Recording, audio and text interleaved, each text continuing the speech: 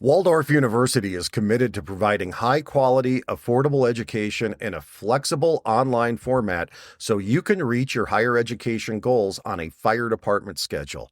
They've got over 130 fully online degrees with programs at every level designed to meet the needs of fire professionals across the country. They will be at FDIC this year, so stop by their booth and find out how Blue Card can articulate over to credits, get you a discount, and also a free class.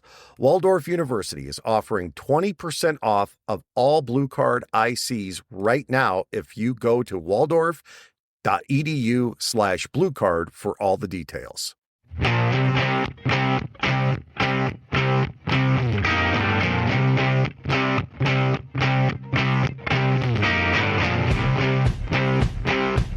Welcome to the B Shifter Podcast. John Vance, Chris Stewart, and Josh Bloom here with you today.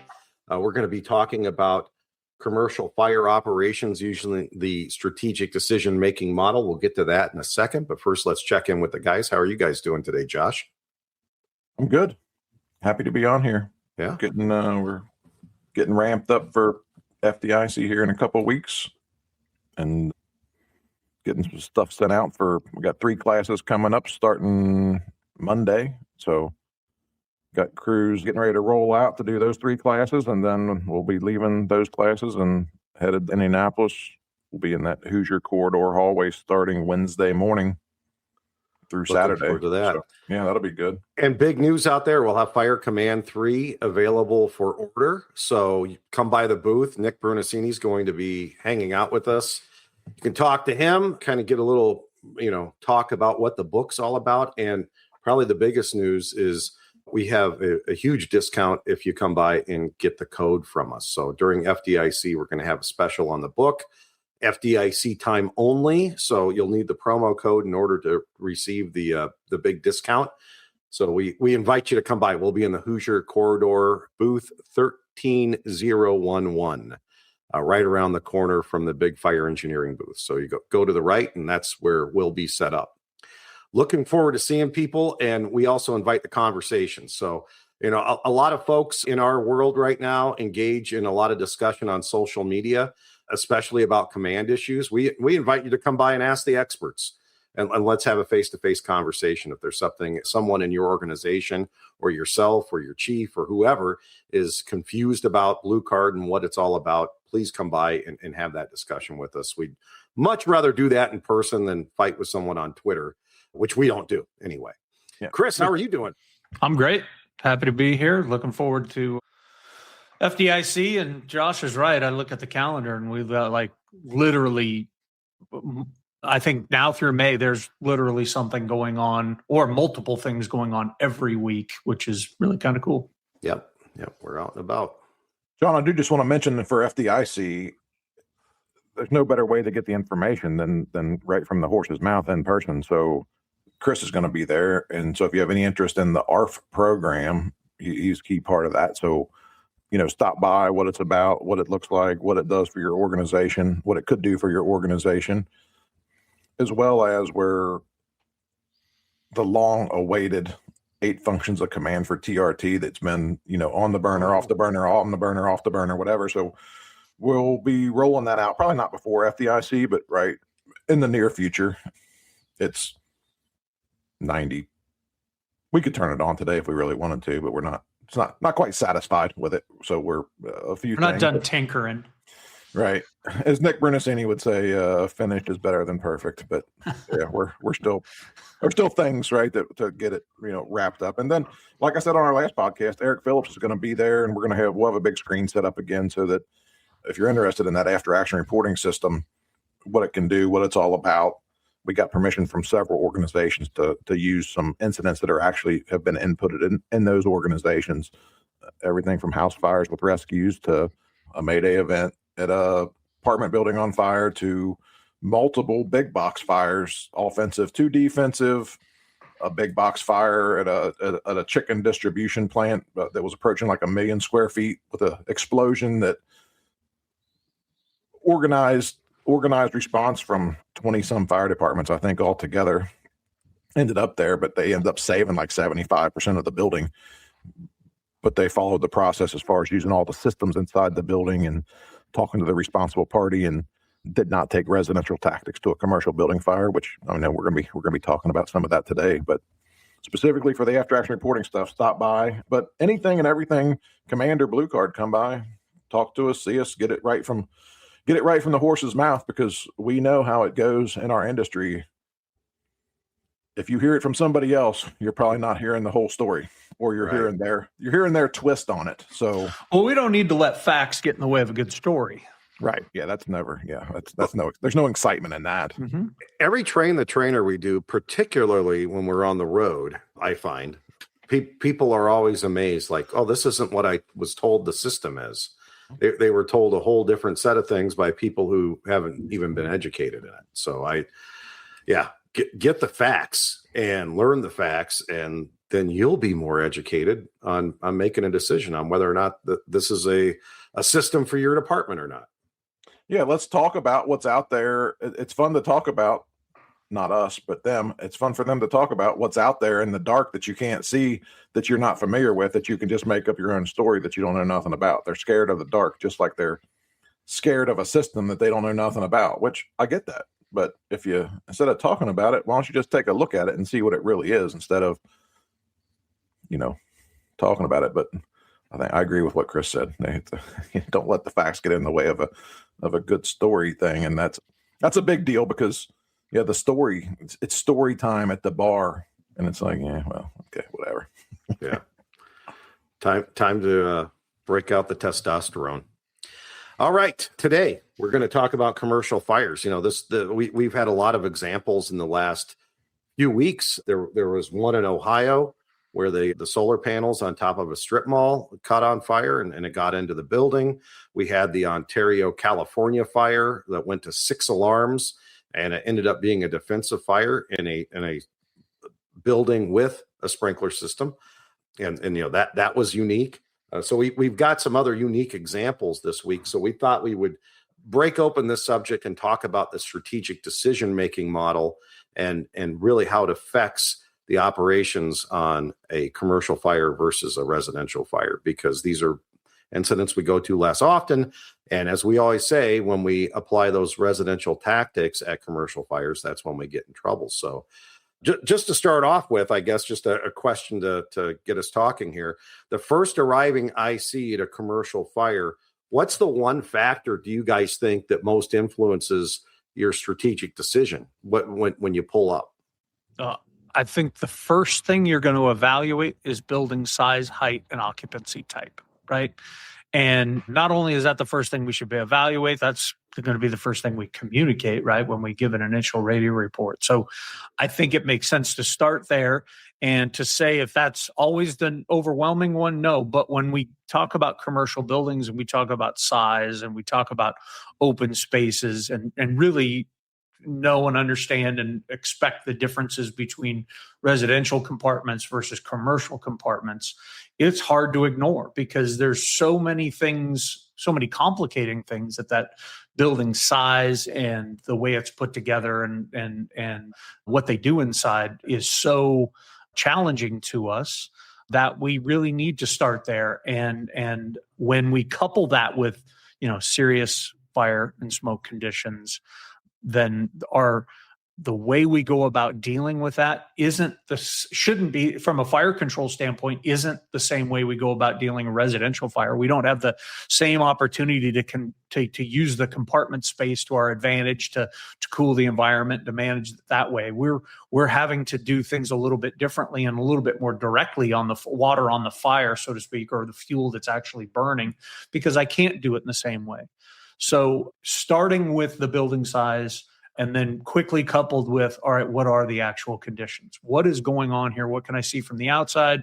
Maybe what can I see from the inside?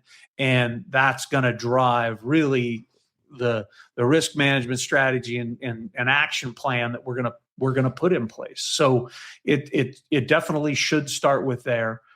But I want to go back to something you said about residential versus commercial tactics. We need to be pretty clear about defining that. What do we mean when we say residential tactics? Residential tactics we define it really as we're showing up with a significant life safety or a high likelihood of a significant life safety problem, right? And that we have an anticipation and an expectation that we're going to be dealing with victims.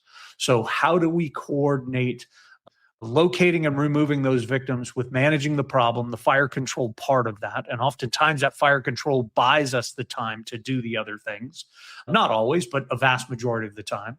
And so we tend to engage in that in a manner that is, we know we can be successful in the residential environment. Quick search, quick fire control, coordinated together, managing the ventilation portion of it. And that doesn't play out the same way in commercial environments. And again, we'll go back to the size and then the conditions that dictate that. Our ability to show up and initiate rapid primary searches in an effective, repeatable, manageable way is not present in these buildings. I don't care what anybody's teaching people about large area search. It is an unreasonable thing to expect that we are going to be able to do it with any level of efficiency. So we become more reliant on the best thing we can do for the life safety problem is control the fire, get water on the fire, assess whether it's sprinkler controlled or not. If it is, then support the system, figure out how you're going to get water in the fire. If it isn't, then you've got an opportunity in the beginning, if the conditions allow you, to try and control it from our more normal commercial operations with hand lines and those types of things. But that is a very short window on the front end of these things, because we've got to evaluate, is this working or isn't it? And make decisions based on that, because the longer we stay and the longer we do the wrong thing harder, the more endangered it puts us because of the fire conditions, the building integrity, and all of that. So it's one of these things that where we want to give this simple answer on the front end of something, but it's so many things are connected together that we need to understand, so that we kind of have to talk about it in a holistic way, I think, to be reasonably successful with understanding what's going on here. So maybe an example of some of these incidents that have happened recently that we're familiar with, when some of those factors pulling up would change either your strategy or, exactly the way you were going to deploy lines or try to get water on the fire. Several recent incidents. One just this week, the incident here in Ohio with, the fire started on the exterior of the building on the rooftop, and it's still a giant, I don't know, maybe approaching 1 million square feet ish building, but significant amount of fire from the rooftop that made its way inside the building. It requires us to think about, okay, the fire was there, but how does the building construction line up with where this fire is and what's inside the system, and then the auxiliary systems that are inside. So if the fire's on the roof going from the inside or from the outside to the inside, being above the sprinkler heads and so on. So it comes back to that, thinking piece, right? There's like a 30,000 foot view where we can give people direction, but the critical factors is how we make decisions really to operate onto the fire ground, right? We don't pull up again to Mrs. Smith having chest pains and shock her because, you're having chest pains, so you're getting shocked today. But too often in the fire service, we take that approach. This is just what you do. And it's like, well, no, we get there and we evaluate what are the factors, and then we take action based off of that. So, a fire that starts on the roof is much different than, example, the fire that was in Ontario, California, that appears, I don't know, 12 or so intentionally set fires in a 1.2 or 1.3 million square foot building that is full of Class A combustible materials, appears to be wide open from one end to the other, does have a updated current sprinkler system, what everybody, believes. But if you have fire set in multiple locations, that's a whole different set of factors, right? So those conditions, lead us down a bit of a different path. And then our understanding of how sprinkler systems work is critical. It's not designed to have multiple fires in multiple places. It's designed for a set number of sprinkler heads and a geographic area to flow a certain GPMs, altogether, whatever the system's designed for. So it all comes back to that, the size up piece of how, like Chris said, really size, height, occupancy. That's a big deal, because then we have to know what we're operating in to be able to figure out what kind of action that we can even take about solving that actual problem. And oftentimes in these commercial buildings, that's the piece that's like, what's standing in the way of us solving this problem. So is the fire 50 feet inside the front door, or is it 200 feet inside the front door? Do we believe that there's one fire, or do we have information where there was multiple fires? Does it appear, based off of what we know from looking at thousands of fires in the past, does it appear the sprinkler system's controlling it, or is the sprinkler system appears it is not controlling it? And that's an obvious thing. Chris could talk a little bit about the Home Depot fire in California about, it had a sprinkler system, but it wasn't doing anything. So you have to make decisions. And we're talking about commercial. We're kind of putting an umbrella of a bunch of different buildings under commercial, really, I think today, of, strip mall, the standalone, maybe 20,000 square foot commercial building. And we can touch on and talk a little bit about the whole big box thing, but all three of those are even much different, because I feel totally different about a fire in a strip mall and how big the space is compared to a fire in a 1,000,000 square foot building that's wide open from one end to the other. The building plays a factor in what our deployment is going to look like and what our capabilities are in solving that problem. And John, just to go back to it, we have to have a different mindset about the whole life safety piece. Like, we're not saying we're disregarding it totally, but it's not realistic to think that the three of us are even going to go to Walmart in 5 minutes and walk around in there and without cell phones even be able to find each other in 5 minutes in a 130,000 square foot building, right? Let alone it's full of smoke and we're going to this place and we think that we're going to, find somebody that maybe was left in there, which I laugh about it because I just seen some stuff this last week on people are going to die in Walmart and Target and all this because they're videoing these fires. And it's like, well, that's been going on for 15 or 20 years. And even they're smart enough to realize it's time to go. Right. And they get out of the building, which is why nobody has been rescued, pulled out, besides being asked, hey, it's time for you to go, or them realizing, let's go, we got to get out of here with the basket of stuff that we're going to take with us, because the focus is on the fire, not on stealing some stuff right now. But it all comes down to the decision-making piece, which just kind of brings me to a piece of, I think that's why we're going to deliver close to 20 probably critical thinking and decision-making classes this year, because it's a key factor. We have to teach people to understand how to evaluate critical factors so that we can figure out how to deploy, not on a single piece of paper have 20 things that this is just what you do when you get to this building. And it's like every fire is a little bit different, whether you're talking about primary access, secondary access, building size, height, occupancy, fire location, what's burned, you name it, right? It's all different. You said a couple of things that I'm just thinking of through the eyes of a first arriving company officer. If you arrive at a building where the roof is on fire and it's a sprinkler controlled building, but you also know there's solar panels on the building, something's gone terribly wrong. There's something wrong with that building system. The same thing with the Ontario fire. If you pull up to that and you've got heavy black smoke pushing out and it's not the typical sprinkler controlled conditions that we see, something has gone terribly wrong with that system. So you have to be suspicious. We talk about standard conditions, standard action, standard outcomes. Well, that's not standard for that kind of building if you've got a system in it. So you have to think, okay, what happened here? Is the system off? Are there multiple set fires?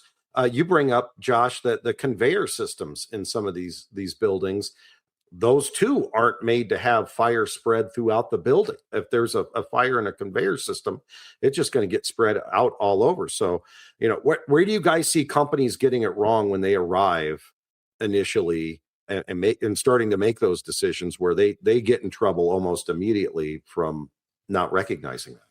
Just before we jump to that, Chris, so the conveyor systems, if conveyor systems are installed properly, we shouldn't have that problem, because they're supposed to have smoke tubes and detection systems in them to that if the system goes off, that the conveyor system shuts off. So, but we see that that's not the case oftentimes, that a fire starts, however, from oftentimes from, cardboard box dust, honestly, on bearings on a conveyor system.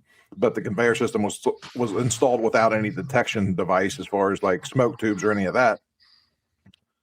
And then that conveyor system runs for a little while, as we know, before the fire gets big enough that the sprinkler system goes off. So yeah, you could end up with fires in multiple places. But that comes back to that pre-planning and really like building code and compliance component, which we don't get into, but we need to have an understanding of when we're pulling up on these buildings. What does that look like? What does that mean? And what are these systems capable of? So the areas in which I think we challenge ourselves, or we hamper ourselves, or we cause some of our own problems early on in these incidents is lack of size up, lack of effective size up, and actually taking the time to truly evaluate them.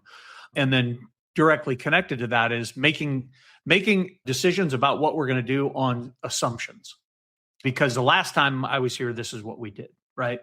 And that may not be based in reality and what's actually happening there. So I'll use the example that the fire from around Columbus there that they had with the solar panels on the roof, right? You show up to a building that was a tall building that was easy 25, 30 feet from the pictures that I saw. When you show up on that as a first arriving company and you've got pretty serious black smoke issuing from the roof, there's the assumption immediately is, oh, there's a fire in that building and it's showing through the roof. It's either burned through or there's some type of ventilation opening that's allowing that smoke to escape. And so the fire is inside the building. And you may not know that until you actually look inside the building, until you do that exterior size up and you move to a position where you can better size up the interior of the building. And that's a little bit of a, oh shit, when you pull up on a building like that, smoke from the roof, you look inside and you're like, oh, I've got very little smoke, or I don't have a fire, any serious fire that I can actually see at this point. So now I need to rethink, oh, okay, this is on the roof. I've got to do some other things. If I'm on an engine company, I don't have a ladder that's tall enough so I can evaluate that roof for the conditions on the roof, right? So I need to get other people to start helping me and to come up with a plan of what we're going to do and how we're going to do it. So, my personal example is one night in the middle of the night, I like the second or third due engine on a fire in a strip club, and the first due engine gets there and says, "Yeah, we've got fire through the roof." Well, and then they get to the inside and there's no fire conditions on the inside. And somebody got pissed off and they threw a Molotov cocktail on the roof of this place, right? So it looked serious and legit when we showed up, but then it wasn't. So we had to totally change the plan, and it fortunately became simpler at that point. But right, so taking time to evaluate. All right, I see what I have going on the outside. Do I have the opportunity to get a 360 here, or don't I? If I can, or I can sign somebody to get it for me, I want to do that early on, and then I want to take a look at the inside. I'm looking from my vantage point around the building, and then from the inside.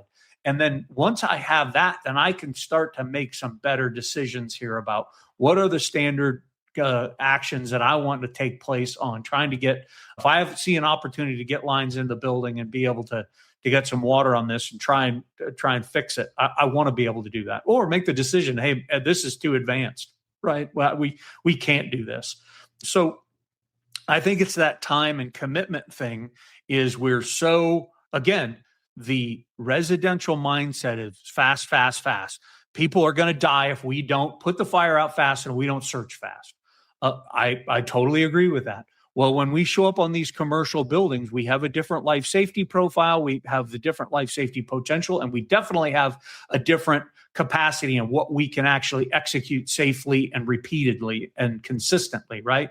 So now I need my tactics to match the conditions there at the building and engage in it correctly. And if it takes me 20 or 30 seconds longer to actually come up with a better plan because I have more information or I have the right information, then that's likely going to be more efficient over the lifetime of, or the lifespan of this incident, so to speak. So I think that's probably our biggest mistake that we make on the front end is we rush our size up and we connect it to assumptions based on something else. and we put an ineffective plan in place that either just simply doesn't work or is dangerous, and then we suffer the consequences. There's a huge difference too when we're ruling out life safety and helping us on the risk management model get into the yellow between left-handed wall searches that you might do in a residence or an apartment building and confirming evacuation, right? I mean, confirming and there are ways to confirm evacuation, both with our senses and talking to folks and, using technology and everything else. But I think people get hung up with, I'm going to have to, we hear it all the time. Oh, what if there's somebody else in there? But the numbers just aren't there. And usually we can easily confirm evacuation, right? Well, Yeah. And don't get sucked into somebody who's not used to responding to emergency events, who it's their everyday job is doing whatever their everyday job is at one of these facilities. And they tell you, we still haven't accounted for 50 people. And it's like, well, let's like double, triple check that. Let's not ignore it, but let's not jump to, we have to go in here and try to find 50 people, because I'm not saying it couldn't happen, from some kind of an explosion event, whatever, but anybody who's up and mobile in these places, based 100% off of facts and statistics, get out of the building. I mean, you can count on one hand the number of people that don't get out, right? Like,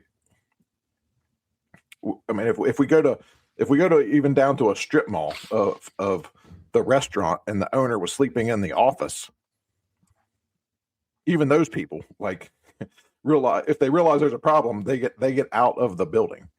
And just recently at a strip mall, they found somebody sleeping in the office. The person didn't even know there was a problem there, but they were also not in any, there was no risk to them, but they found them because you can search in a strip mall, and they had put water on the fire and they were searching all the rest of the space, and they opened this door and it's like, well, the guy's like, well, almost like, what are you doing here?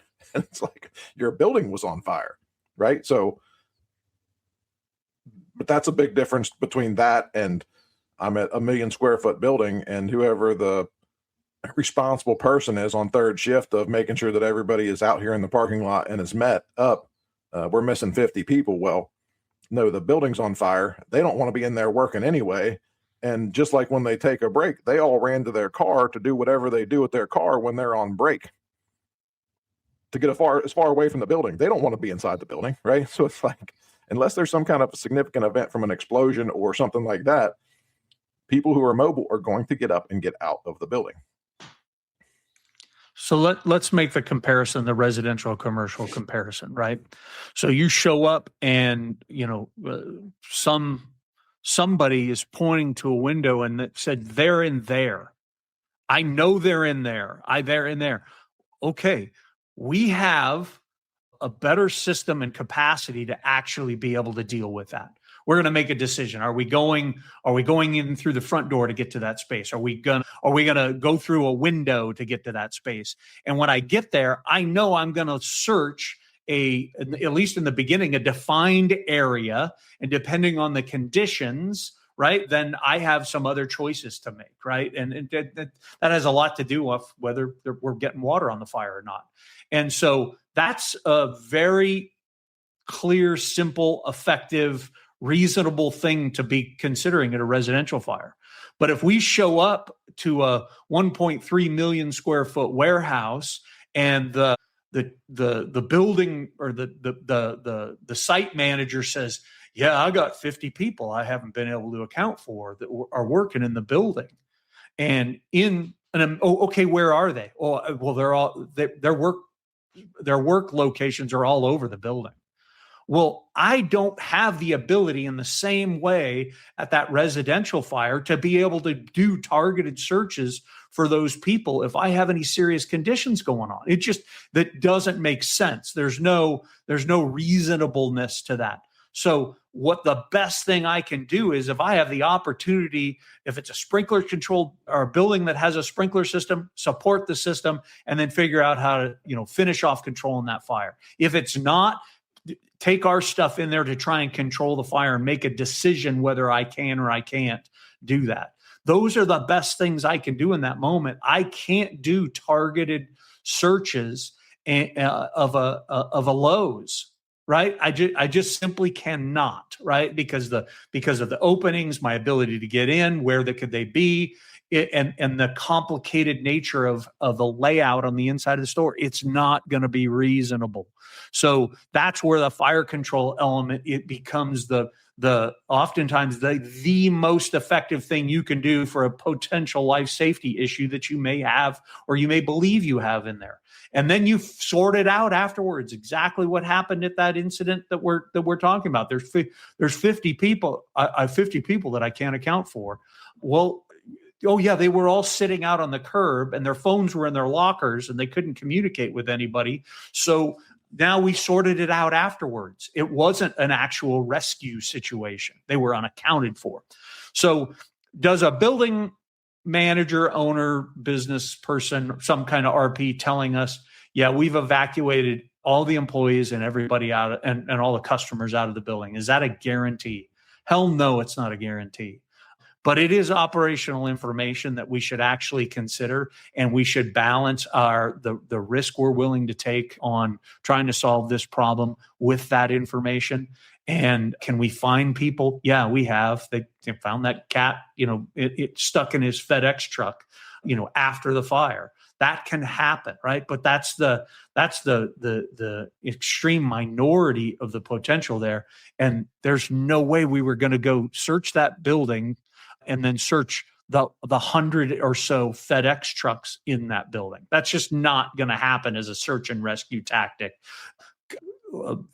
before a fire attack or coordinated with a fire attack in a commercial building. It's not reasonable. So we need to engage and have a better clue and understanding of what actually is reasonable.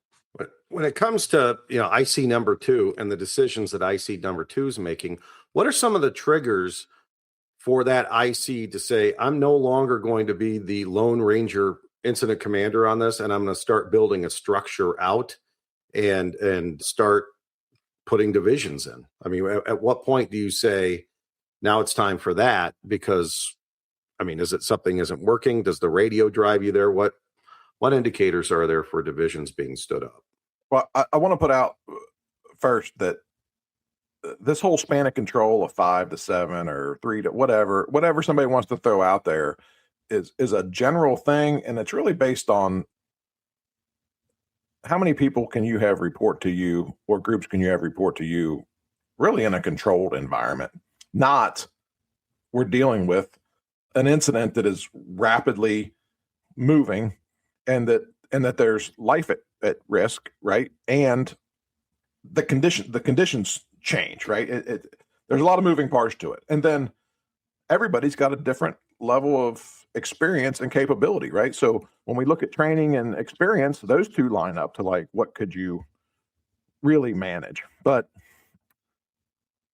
we can talk about standards. Chris can talk about this, but really when you get to 3 companies in a space, we should start thinking about, before that, we should start thinking about like, how are we going to, divide this up and organize this event?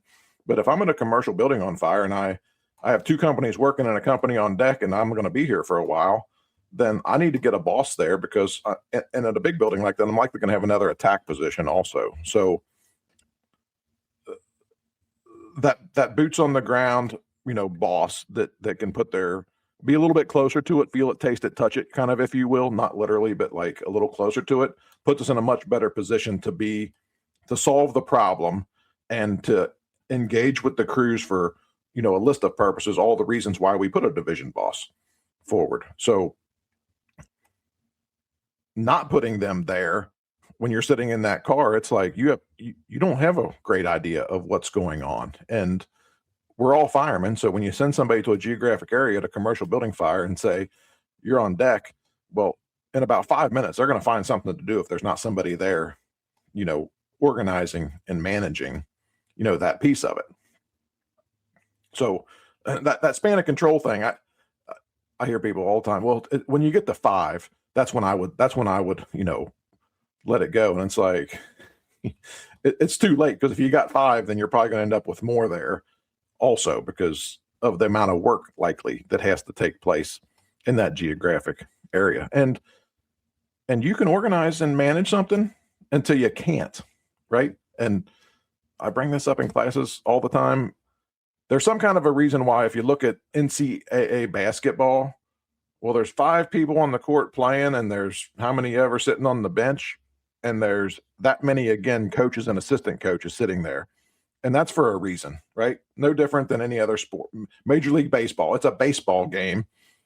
And it's like, well, there's 12 coaches. Like, football games, even more, 25 to 30 coaches and assistant to the assistant for a football game, right?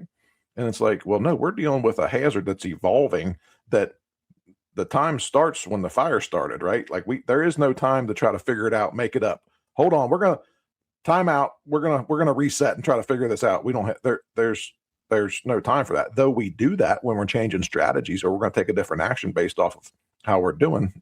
But assigning a division should be a normal thing that we do at incidents for the purpose of providing service and solving the problem at the incident in the best way that we possibly can do so. I want to say it a little bit differently, but it means the same thing as Josh is saying, right? Is I want to do it proactively. I'm going to assign divisions, and I'm going to anticipate signing divisions proactively, right?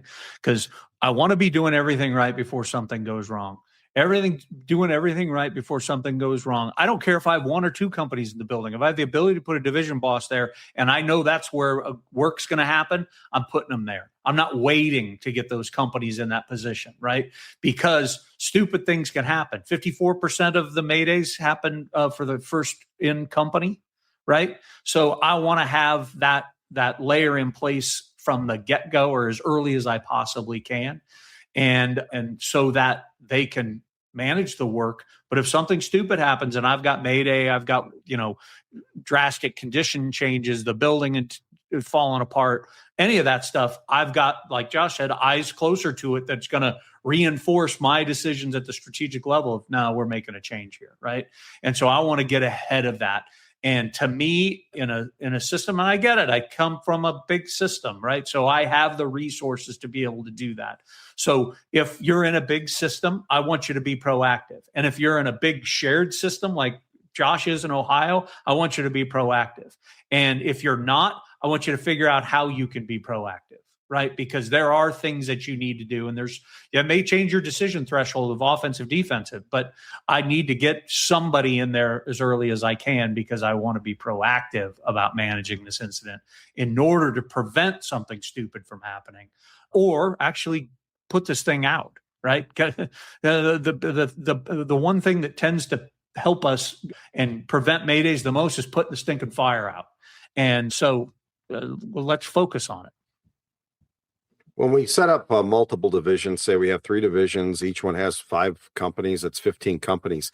How do we as the IC keep communications from falling apart and the radio just getting overwhelmed with radio traffic? Let's talk about some of the tools in the toolbox for that. Well, one thing is that within the system, once companies are assigned by command, or in this case by a division boss, which could be, maybe they were assigned by command to go work for the Charlie division, that assignment's likely coming face to face. But once they're given their assignment, we should only really hear back from them. One, if we communicated to them before they made entry, hey, when you reach the scene of the fire, give me a CAN report, which is a realistic thing, maybe to commercial building. So yeah, we're 120 feet inside the building. We have 2 lines on the fire, and we got a lot of overhaul we're going to do. We're going to need some additional companies to assist with overhaul. That face-to-face piece. Command really doesn't need to know that. They just need to know that person that's responsible for that geographic area is handling their mini incident action plan that aligns with the bigger incident action plan within the strategy that the IC has determined. And then every so often, that division boss may give a CAN report or information to the IC, or as the incident commander, Not that we want them on the radio all the time bothering divisions or companies about, let me know what's going on, let me know what's going on, let me know what's going on. The incident commander can call somebody that's in a division and say, can you just give me a CAN report? They just want to get caught up on exactly what's going on. But if you're operating within a system, unless you see a reason like fire conditions change, or, too much time has gone by, or some kind of factor like that, we put people there to do the work. And unless we hear something bad or see something bad, really we should let those people work. If we don't have radio discipline at small incidents with an IC managing 3 or 4 companies, there's no way in the world we're going to have radio discipline with 2 or 3 divisions in place, right? So the expectation and the standard has to be that has to be trained to is radio discipline. We communicate when we need to. We know why we're going to communicate, and we know when to shut up, right? That's really a big part of it. So in order to be effective with the communication with 3, 4, I've had as many as 5 divisions in place with quite a few companies in each, good portion at least, of those divisions, right? In order to be able to do that effectively, there has to be discipline from the IC to the division bosses in that communication. What Josh is describing is I'm not going to overbear them. And then the communication inside the division from the companies working out needs to be face-to-face when possible. And when you're in the hazard zone and you need to communicate a status change or priority traffic, we need to be very deliberate about it. And it can't be, I'm just going to narrate the work I'm doing. It makes me feel good when I talk on the radio. All these other reasons that cause us to do it. I feel insecure, so I'm going to talk on the radio, right? And we got to train that out so that when things get more complicated with our incident organization, that the discipline is more effective. And the discipline that we should be having with the radio traffic between the division boss and the companies is where it should be. And it's, again, if you don't practice it on the little ones, you won't execute it on the big ones. It's like managing Maydays. If you don't practice actually managing Maydays, when you actually have one, it's going to suck. And so if we don't practice communication and know when, why, and how, and execute it on the small ones, evaluate how we're actually doing, hold each other accountable to doing that, then it is going to suck at the big incidents. And you're going to go, oh, this division stuff doesn't work. Well, no, you're just not doing it effectively. You don't have clear expectations. You haven't trained to it, and you're doing a horrible job of monitoring the performance when we're out in the field actually doing it. We see things go wrong when there isn't a strong plan B, or the IC isn't being flexible enough to change the IAP. So what's your trigger that things aren't working and you need to change? I'm not going to say that I have a specific trigger. What I'm going to say is I'm going to be proactive in the management and the assessment and the size up of that. The very first opportunity I have, if I'm IC number 2, is when I show up and when I initiate the command transfer. And so at that point, I'm going to clarify accountability of who's where on the incident. And then I'm going to get conditions, actions, needs right then and there from IC number 1. And I'm going to balance what they said against what I see. And I'm going to look at the time. How long have they been doing that? Are the conditions better now than when they showed up? And if they're not, then there's trigger number 1, right? And of a likely a series of triggers that I need to be paying attention to. And that change in conditions and the amount of time, was how far behind IC number 1 am I as IC number 2?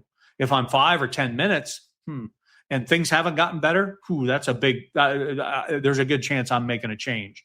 If it's not, or if I'm short distance and I see that they're making progress, then that decision is being satisfied a little bit. I'm going to be able to support that a little bit longer than I would otherwise.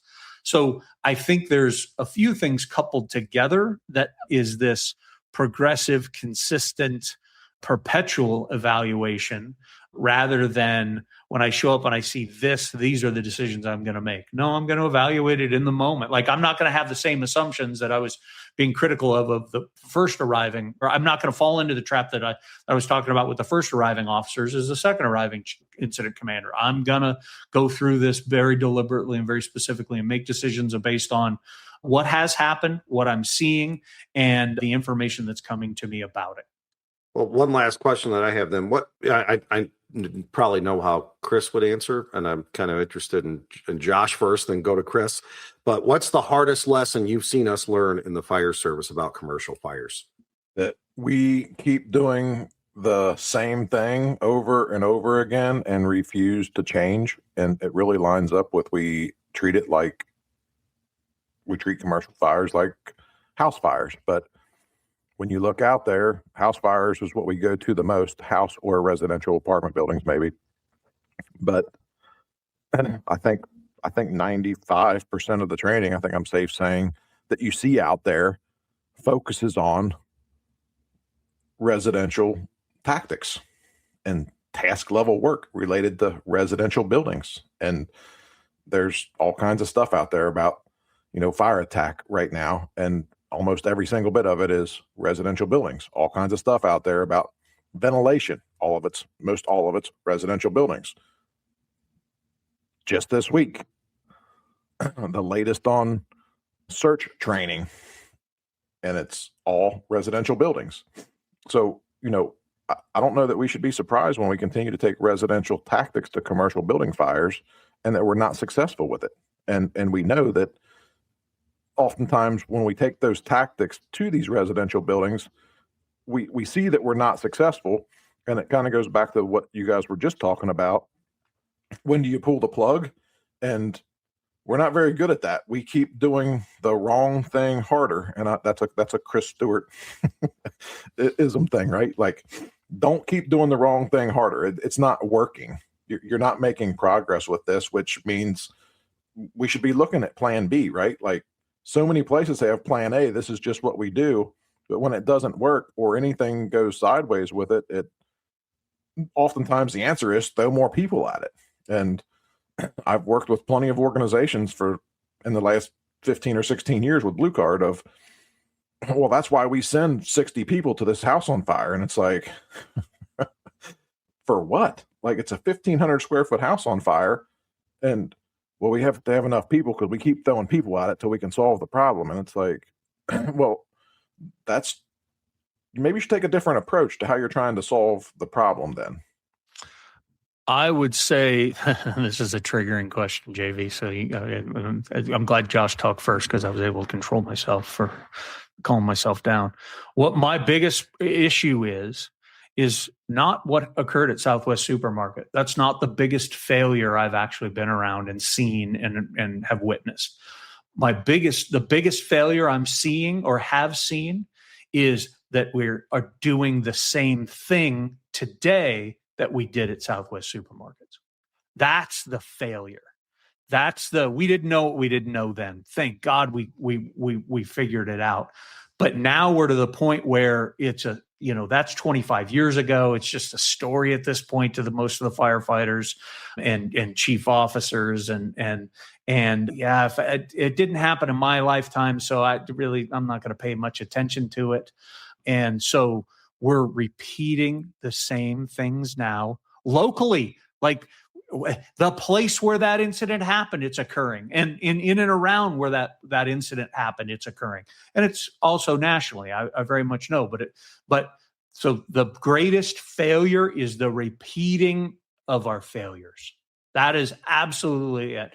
And learning and acting surprised when things don't go well. Who would have thought? And it's complete nonsense. And it's a lack of professionalism. It's a lack of paying attention. It's a lack of being serious about the job. And it's a lack of, we don't quite fully understand what it means to be an incident commander.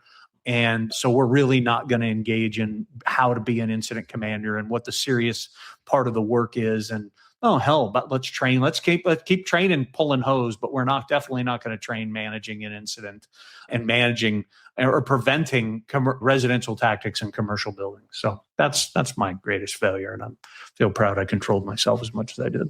Good job.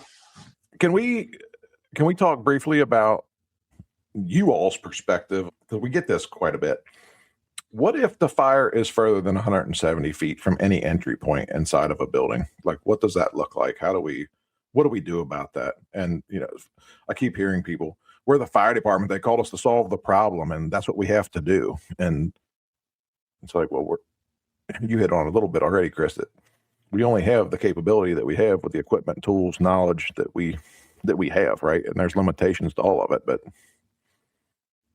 Well, and I was around a fire department in the last couple of weeks that they wanted to solve the problem with pulling a 3-inch line with a reducer, and that would give them additional distance inside the building instead of what we say. And we always go back to air management, right? Like, how are you going to get back out of the building? And that's where the round trip ticket mentality comes in. And I'm still not seeing the round trip ticket mentality instituted at some of these fire departments, where we're also talking about maximum depth inside a building. Yeah, we can assign you there. How are we going to get you back out? And how are we going to manage your air to get back out? I was in the Pacific Northwest last month, and that there was a fire marshal there that came up with, well, I'll help you guys out. We're going to put bottles in the middle of this building. They actually have a cabinet with SCBA bottles so they can do dirty atmosphere bottle changes and stay inside the building.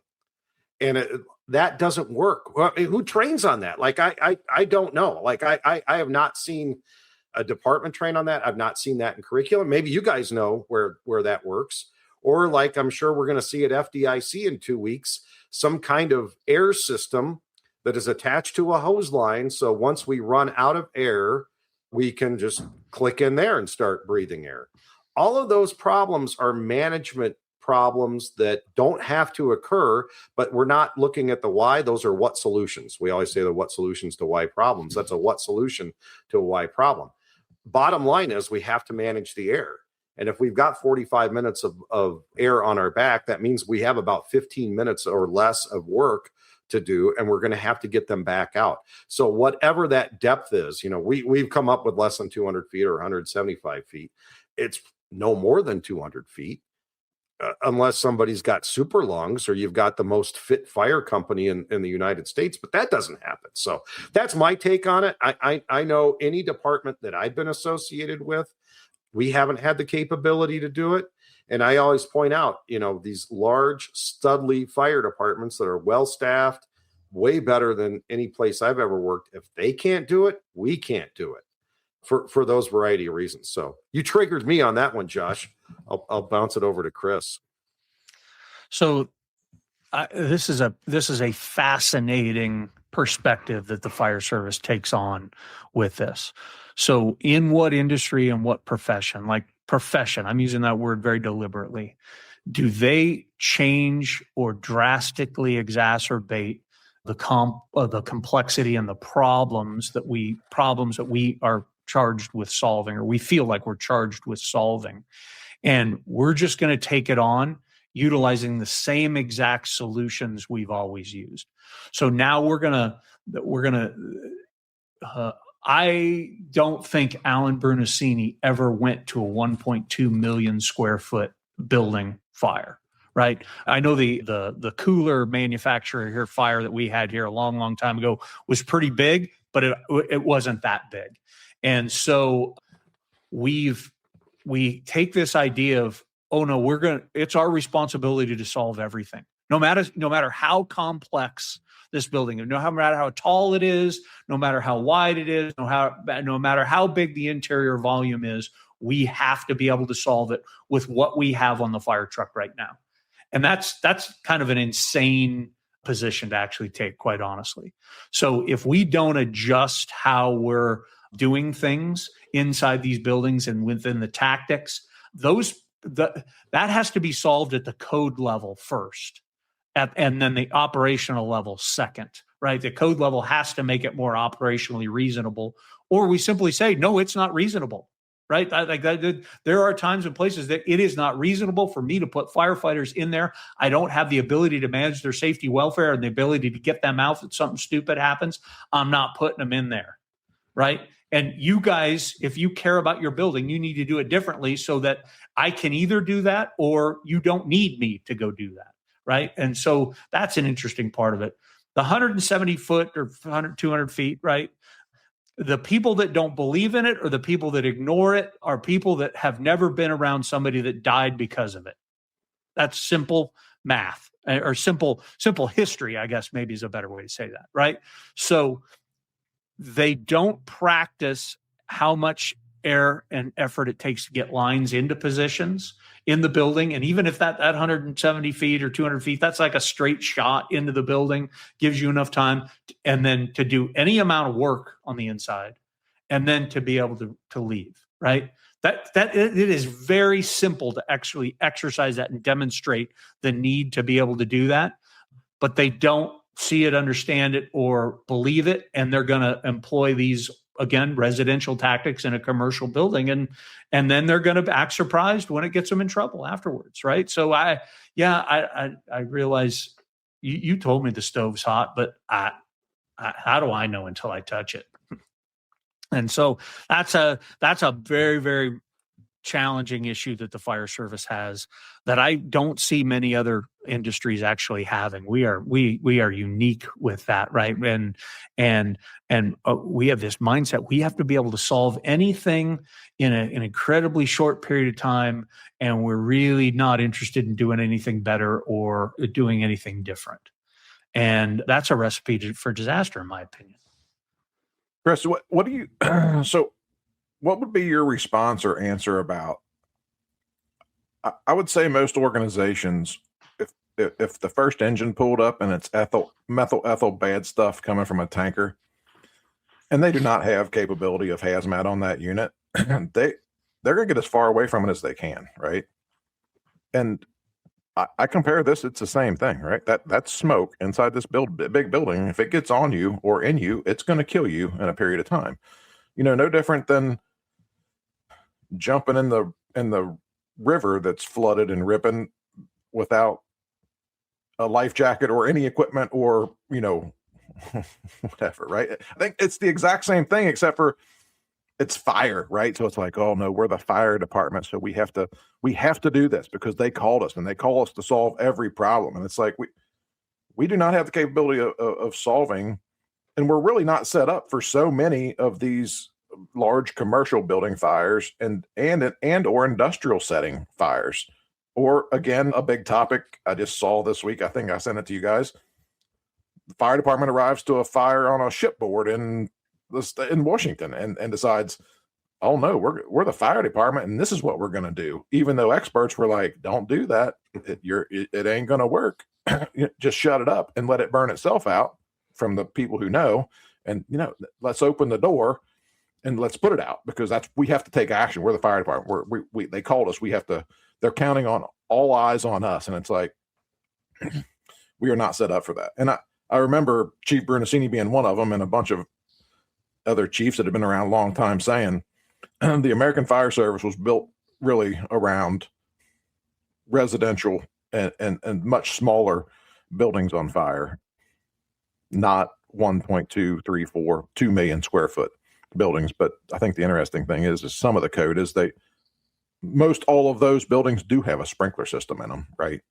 And they do that for a reason, because they know that we don't have the capability to do something and solve that problem, because the 1.2 or 3 or 4 or 2 million square foot building, the sprinkler system's in there to save the building. It's not in there for life safety.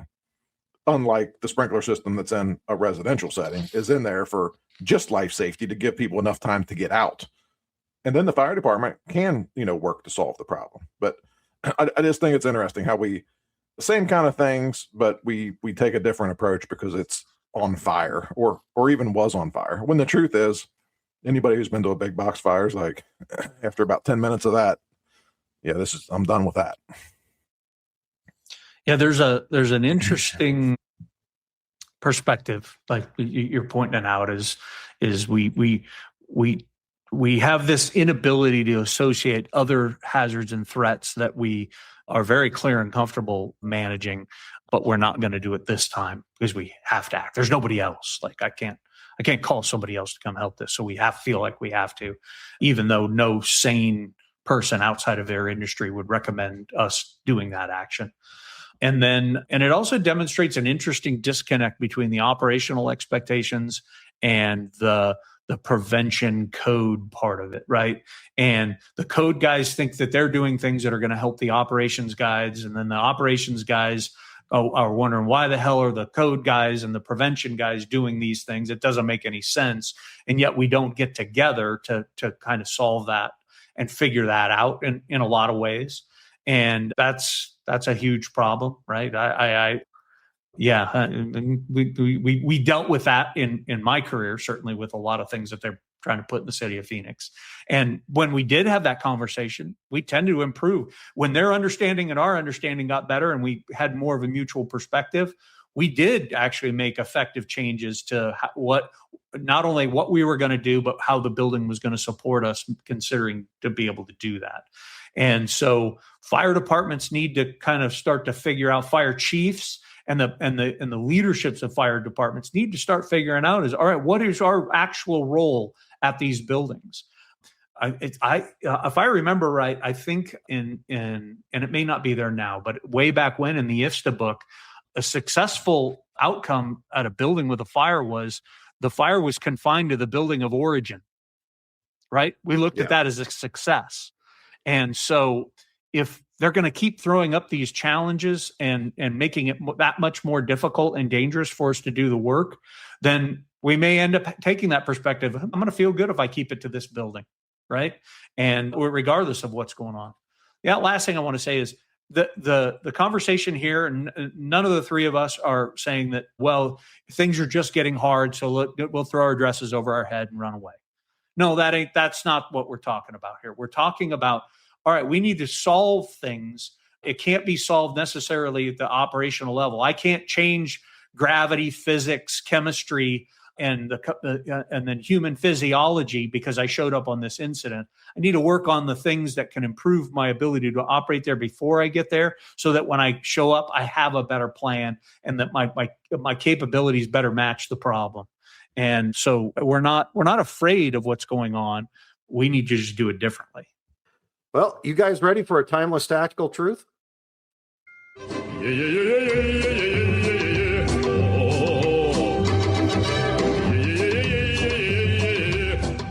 Timeless Tactical Truth from Alan Brunacini, and the book is available at bshift.com for $10. In most offensive situations, if two hose lines don't put out the fire in that spot, 10 more probably won't either. Kind of goes to Chris's comment about just doing the same thing harder, right? Like that's so the IAP sometimes, and the chief here is telling us, if a couple hose lines aren't good enough, 10 hose lines aren't going to be good enough.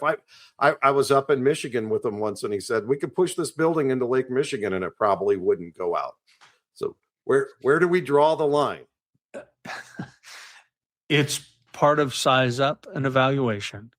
And then that has to be, you have to have some knowledge about capability and capacity and what's working and what isn't. Right. So the scenario that pops in my head when you read that tactical truth is the Home Depot fire in San Jose, right? And we've got helmet cam video from two of the first three arriving companies inside that front door at Home Depot with the lumber section just going to town right in front of them, and they've got two and a halves and 1 3/4 inches flowing in there, and there's the water's evaporating before it gets anywhere near the fire, and nothing is improving. They could have brought 5 more 2.5s in there, and it was going to look exactly the same way. It was going to result. And the time it would have taken to do that, the building was already failing. It burns through the roof. So there's all these things happening simultaneously, that it's not just getting more water in there is the only problem, but it's not oftentimes a problem that's going to a solution. So right before Bruno passed away, and I don't remember exactly who it was, they asked him to evaluate the report for the fire that killed Scott Deem in San Antonio. And so, I'm reading through this, right? Just a couple years ago, because we're going through his stuff. And one of the most important quotes that I pulled out of that report is these fires, no matter how big or competent the fire department is, these fires outperform us almost every single time.